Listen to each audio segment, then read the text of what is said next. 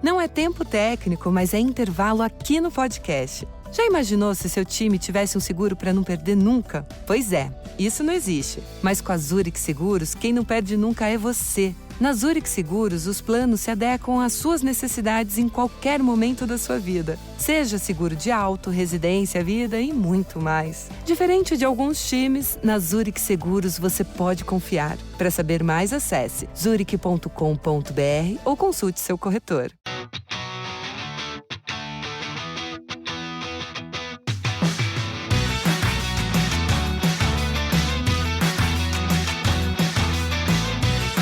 Welcome back to Rams Up, your favorite LA Rams podcast. We are part of the Fans First Sports Network. You can follow us on our YouTube channel as well, at LA Rams Up. I'm your host, Mark. I'll be joined occasionally by my football gurus, Paul and Ian. Let's get to it.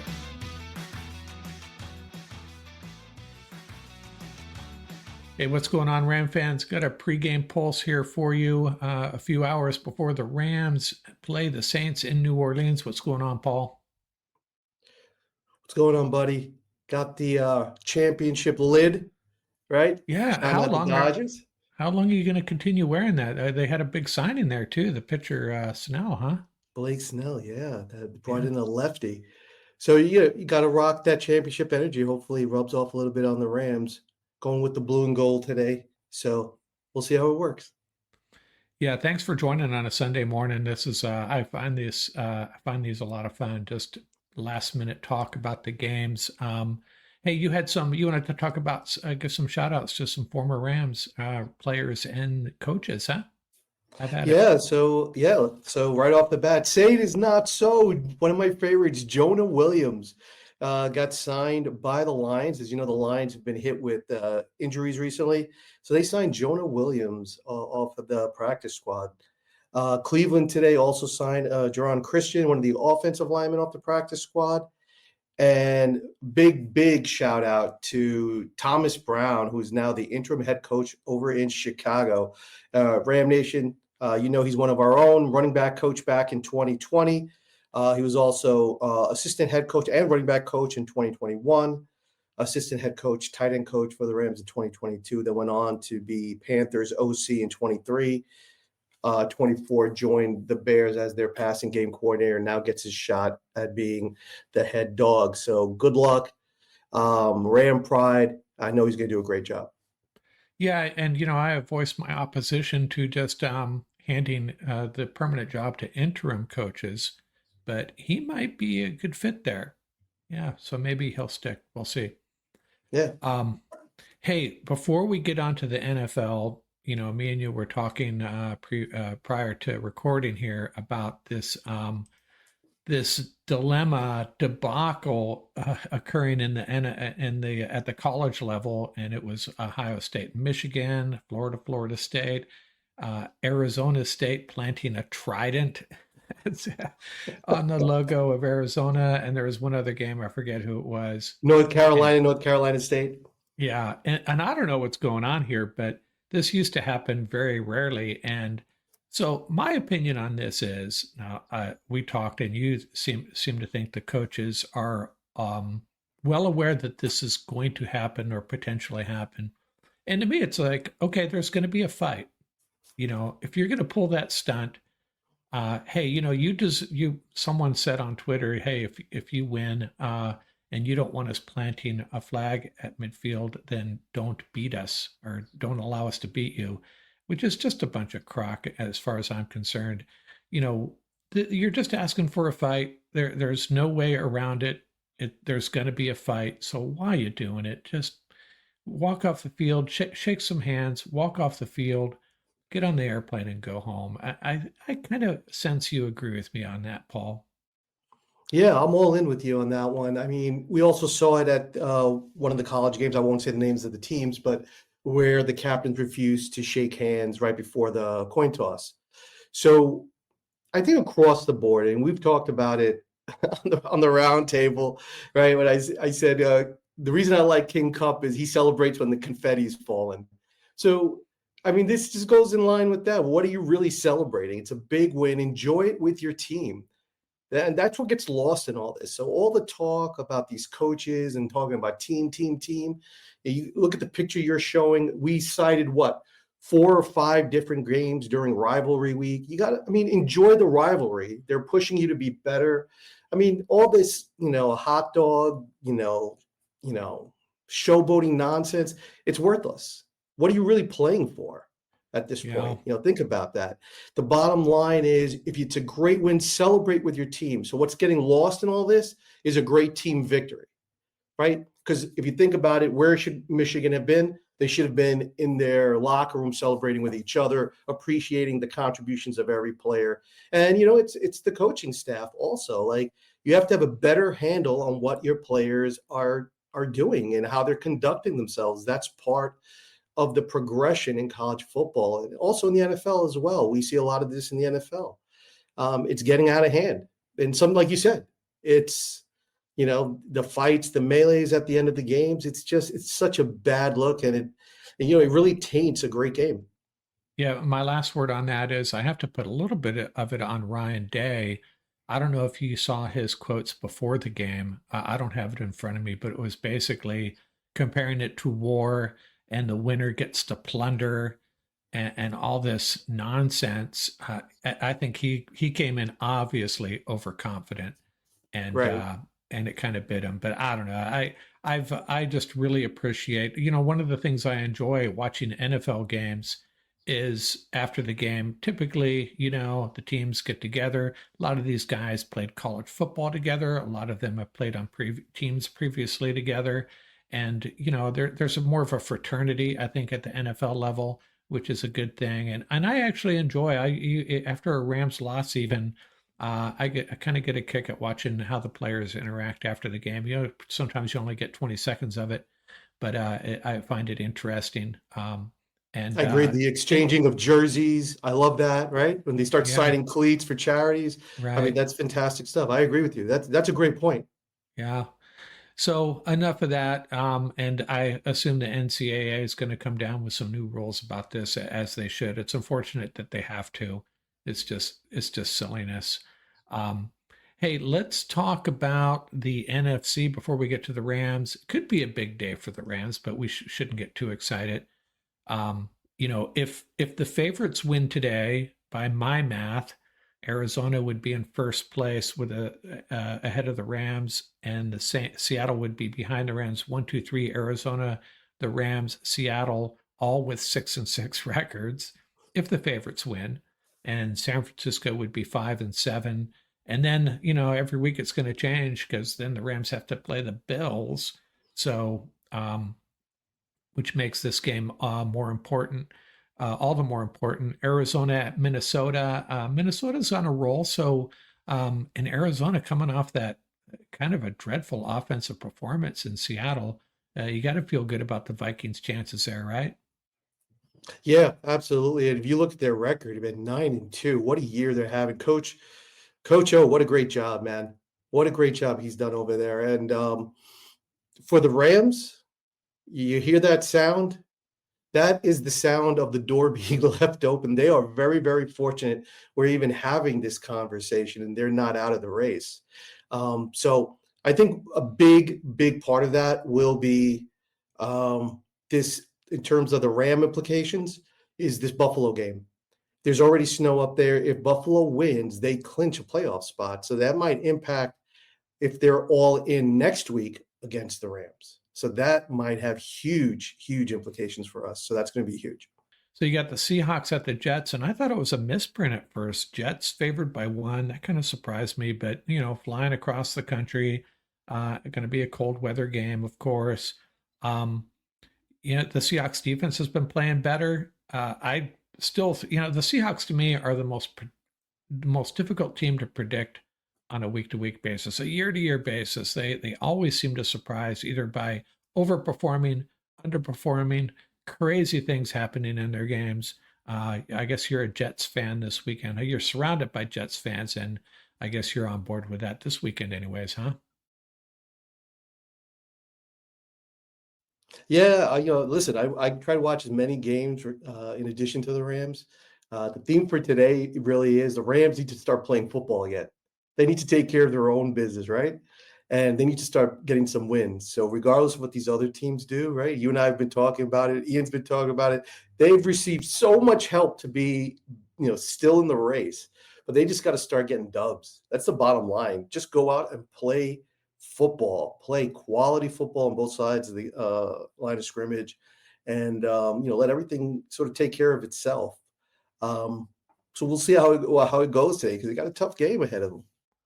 Yeah, someone that is not a Rams fan. Who was it? I was talking to someone and just an outsider looking in, and he said, the Rams, one week they just look so good, and then the next week you're like, who are these guys? And I guess that's kind of true. Just a really, bouncing around from mediocrity to heck, this is a good football team. I don't know, man. Hard team to figure out. So, let's talk about our Rams. Rams at Saints in New Orleans. I like to think of it as returning to the scene of the crime. That's that non-interference call in New Orleans. We always have some interesting games against the Saints. And this one, a really big factor from my perspective is, and I don't know for sure yet, but it looks like Alaric Jackson and Rob Havenstein are both going to play.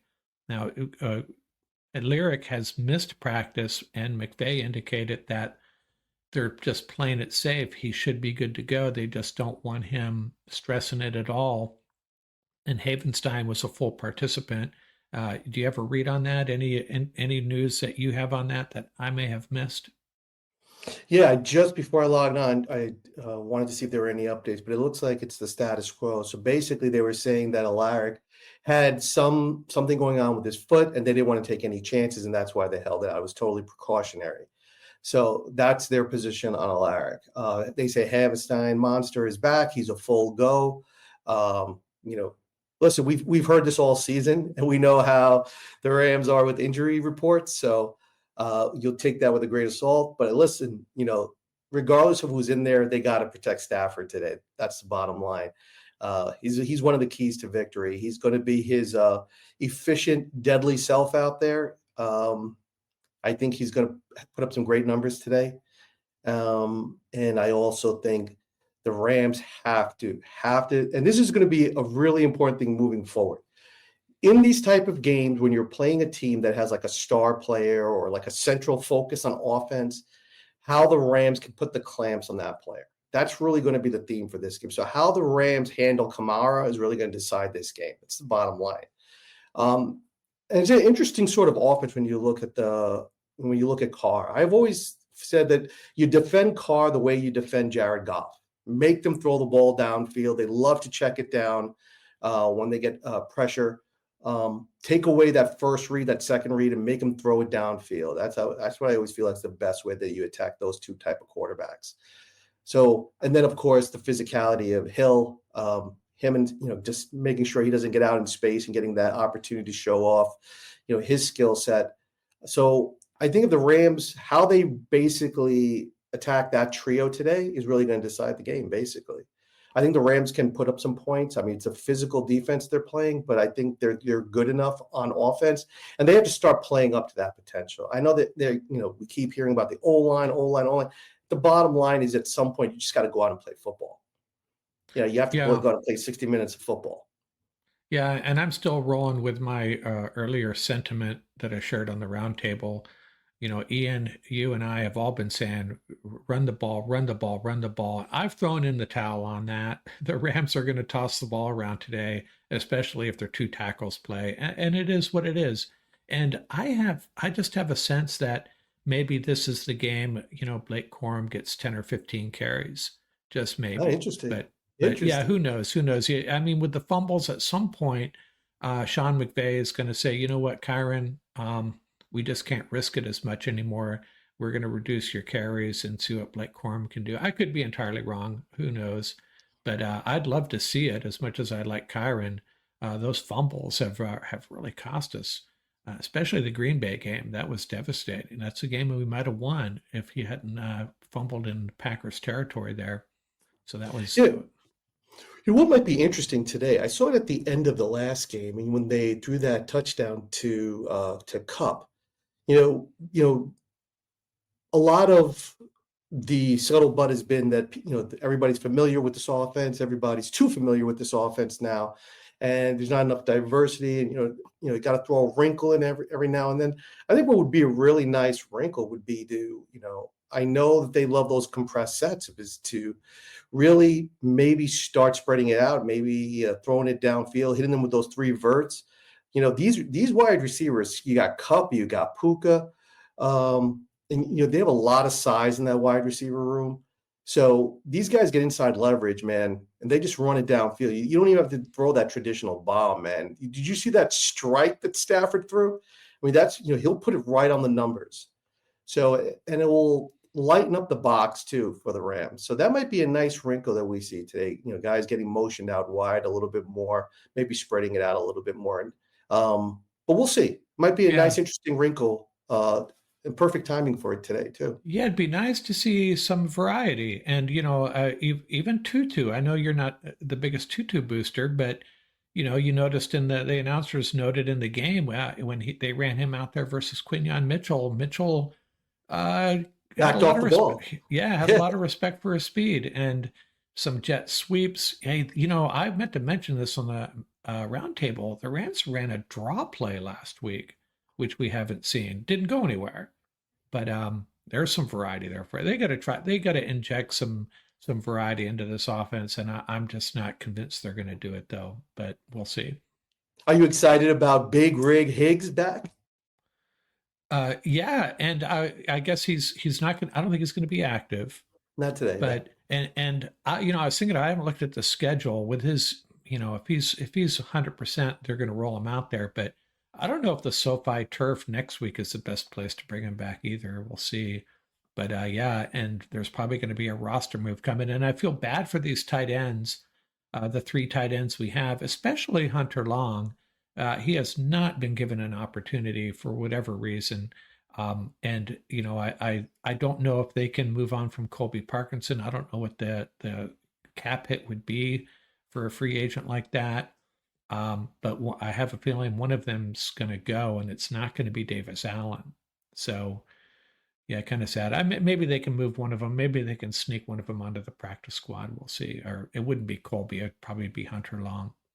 Yeah, I'm with you. I love the way Hunter Long has been playing, man. He's been throwing the body around. He's been, he's never really had a full shot at the position. Yeah. So it's going to be, you're right. That's going to be a tough one if he's the one that's the odd man out. You're absolutely right on that one. Yeah, and we don't know what goes on in practice in the tight end rooms, and all that. So it's easy for us we're just guessing. We see, 6 or 7 snaps from our tight ends in action doing something significant. So, not trying to act like we really have the pulse of what's going on in the Rams tight end room, but just what we do know, from what I do know, that's how I feel about it. Okay, Paul, we'll let you go. Hopefully you can join for the post-game reaction. I'll dial in. I'm going to dial in my son who's at the game. There you go. We'll see where he's at when we get started up. I don't know if he'll join, but I'll invite him, and hopefully I'm sure Ian can join as well. So have a look. Be looking out for that, everybody. Our post-game reaction, hopefully celebrating the Rams' 6th win of the season to get back to 500. Okay, Paul. All right. Ram Nation, rapid reactions after the game. Okay. Enjoy the game, Paul, out here from Rams Up.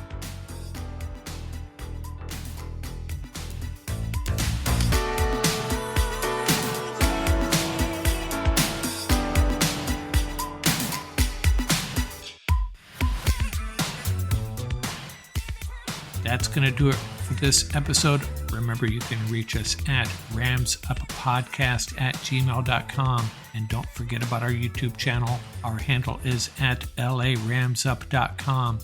Till next time, keep the horns up, stay safe, and have fun out there.